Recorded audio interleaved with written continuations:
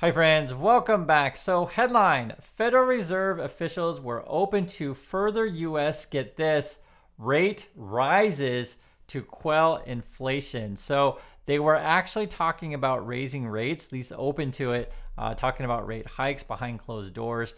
We've been talking about this a lot on the channel, right? The Fed should stand pat, perhaps even talk about raising rates, which they actually were, again, behind closed doors. This is coming from the minutes of the last meeting. And essentially, it feels like rate cuts are off the table. We've been talking about this for a while. I think the Fed is kind of what they're doing. They're just playing a bunch of games in public, talking and stuff like that, but may not necessarily do anything. They could raise, though, theoretically. You never know. That's what they're talking about behind closed doors. This is the markets. They're reacting to this stuff today. You can see a lot of the big things were down. Apple, Google, Nvidia, Tesla, Chevron, JP Morgan, these kind of stuff. To be fair, though, Nvidia is up in the after hours, which we'll talk about in a moment. But I just want to mention this, guys, that at least behind closed doors, they were talking about possibly raising rates. One of the fears is that inflation is just not going as quickly down as they'd like it to.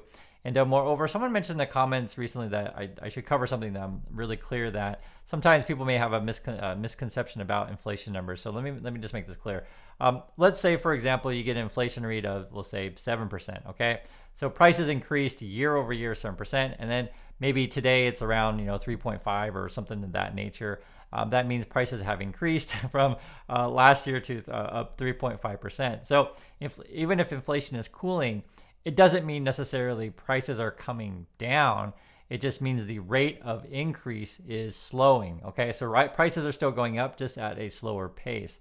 And someone says that sometimes people get that misconception that when you see a lower inflation number means, oh, things are going to be cheaper. No, they're actually going to be more expensive than last year. Just they're going up at a slower pace. So I just wanted to make that clear. Also today, the CEO of Goldman Sachs was saying, there's a zero rate cuts are coming this year. It's not happening.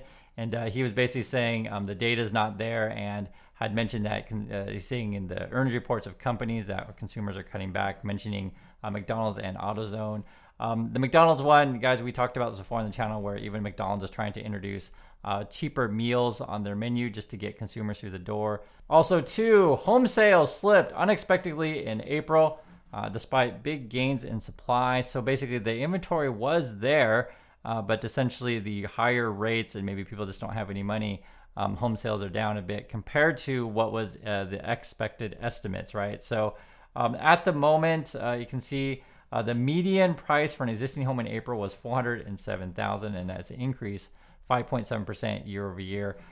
We talk about these things, guys, because when we talk about inflation, sometimes the overall numbers of inflation may include things that you don't necessarily buy every day. So, for example, one of the big declines, which we talked about in the last couple of weeks, was used car prices are coming down, right? But if you're not going to buy a used car today or maybe in the next couple of years, that just may not affect you, right? However, the shelter prices were still up, and this is also to an example where, again, this is your median price of home. So home sales didn't come in as good as expected.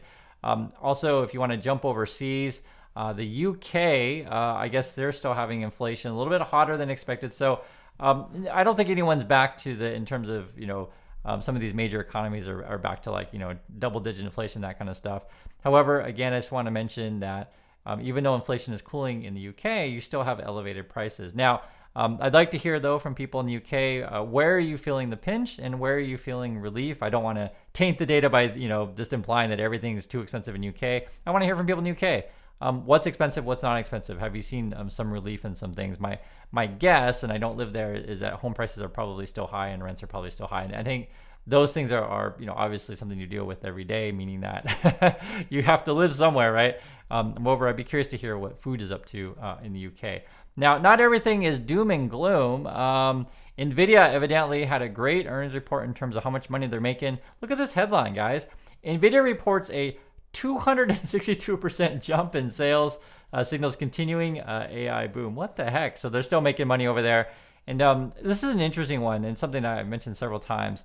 So in my opinion, a chip company like Nvidia is going to be cyclical, meaning that everyone's going to rush out. They're going to buy whatever chips that they want for their AI upgrades, etc.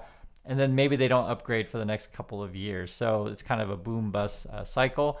Nvidia and many of the market bulls will try to convince you that we're all going to be buying chips every year, all day, every day. I don't think so. I don't think you can grow at these kind of rates for forever. Forever, right? It doesn't mean Nvidia is going to go out of business. Doesn't mean Nvidia is going to lose money. They're still going to make money, stuff like that. It's just how much and how far can this thing go? I'm looking at the stock right now, and this is actually an interesting thing. It's trading at 986 in the after hours, at least as of recording. And it had a fantastic this past year, up 200%. I can see it. And so Nvidia is actually playing a smart thing here, which is in terms of just how stocks work. They're doing a stock split. Why is this smart? It keeps retail investors engaged. I mean, it doesn't actually create any value per se, although I guess it's a little bit easier to play the option game. And when people see a stock that's $90 instead of 900, I don't know, they're just more likely to buy it. So it just kind of feels cheaper. But again, the split doesn't necessarily create value per se, right? Just hope you understand that. The other thing is too, which is I was looking at the earnings reports. Some of these numbers are unreal. We can talk about GAAP. You want to talk about non-GAAP, depends how you want to do your accounting. But like your operating income up 690%, net income up 600%. Again, this is year over year. Diluted earnings per share up 629%, whatever. So, I mean, it's crazy numbers. I just don't think you can do this forever. You're not going to go up, next year 262%. I don't think so, right? Could it happen? Theoretically, yes, it could. But you're already at, I think they're doing 26 billion in revenue, something like that. Are they going to do 50 billion in revenue next year? I mean, so I just wanted to make it clear, guys, like how this game is played.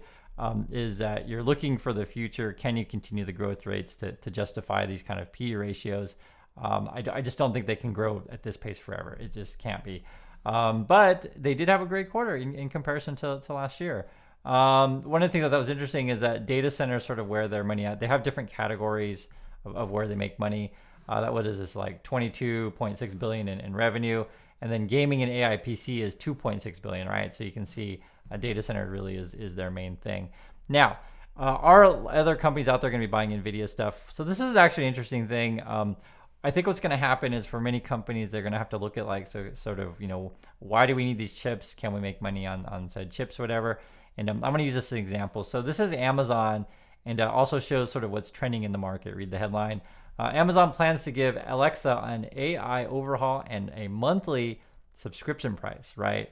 I think Adobe has done something like that with, subscribe to our AI services, etc. I wouldn't be shocked if Apple, comes up with something like this to like, hey, if you want to activate your phone to be even more special, pay us, and this is what Amazon wants to charge. I think it's like $20 a month. And then my understanding is that this is not included in your Prime membership thing. This is going to be in addition to that. So for those of you who have like OpenAI, ChatGPT, is that in the $20 range? You guys can just let me know. My understanding too is Twitter/X, which is the Elon Musk. I think they have a thing called Grok, which they charge, I don't know, maybe 10, $15. I don't think they charge 20. Again, if you guys have these services, just let me know. But point being, this is sort of where much of the industry is going. It's been going on for a while. And again, you guys, we talk about Tesla a lot on this channel. They're going to try to convince you to pay, $100 a month or whatever for their subscription service, like let alone your Netflixes and your Disney and all this stuff. So I think a lot of these things are going to go that way, and we'll see if the customers are there. It's interesting because, like, again, we're in this environment of, everyone's like trying to figure out a way to have sustainable income coming in all of the time in terms of companies, right? Especially something like Target. They're just like, okay, what do we do if consumers, aren't spending anymore? And this is what it was said here. Target share slide as consumers buy fewer groceries and home goods. So I think even like your Targets and your Walmarts are going to be like trying to go down the Amazon route and figure out a way to get you on some sort of monthly subscription thing. That's a lot of these companies do. My understanding too, guys, just and kind of in this space, doesn't Costco charge? I think it's like a yearly membership fee. I don't know the current rates. You guys can let me know for those of you who are members of Costco. What this stuff is, but this is sort of what these companies do is they want to get some sort of stability on their end, and also try to offer you value in order for you to pay said thing. So that's why I was bringing back to the AI stuff. Is can a company offer you enough quote AI services, whatever that means, to get you to subscribe to said thing. When I was a kid, a lot of these services, and go back to the Nvidia thing, a lot of this Nvidia stuff, or as I say, software stuff, which you would buy at one time and you would own the thing. The difference though is I guess in that world, all the processing was done on my computer. In today's world, all the processing done is like done remotely. I think the advantage of that kind of thing is I can have a basically a potato computer, potato device. So be it my phone or whatever, it's just equivalent to potato compared to a data center, and then I can do like gaming and fast processing, etc. Somewhere else, and then they'll stream the info to me. I think it works pretty good for like your voice or your text. Even for gaming, you can do these kind of things if you got a fast enough connection. And now, these days we can stream 4K, footage coming through YouTube or Netflix's or whatever. So I think this stuff is interesting, but you go back to why we talk about the economy, interest rates, et cetera, at first, because it all relates to what can the average consumer afford, and how available is money going to be for investment. So if companies say want to buy said chips and they don't necessarily have the cash on hand and they're making investments / bets on the future, are they just basically going to go into debt to buy said chips and stuff like that? So that's what we're going to be watching for. Like I said, I don't think Nvidia is going out of business, but I just don't think they're going to get this kind of like crazy jumps every year. You can't expect that. So that's what's going on in the markets today, guys. I hope you find this useful. Always appreciate you coming back for more, and I'll catch you all in the next video.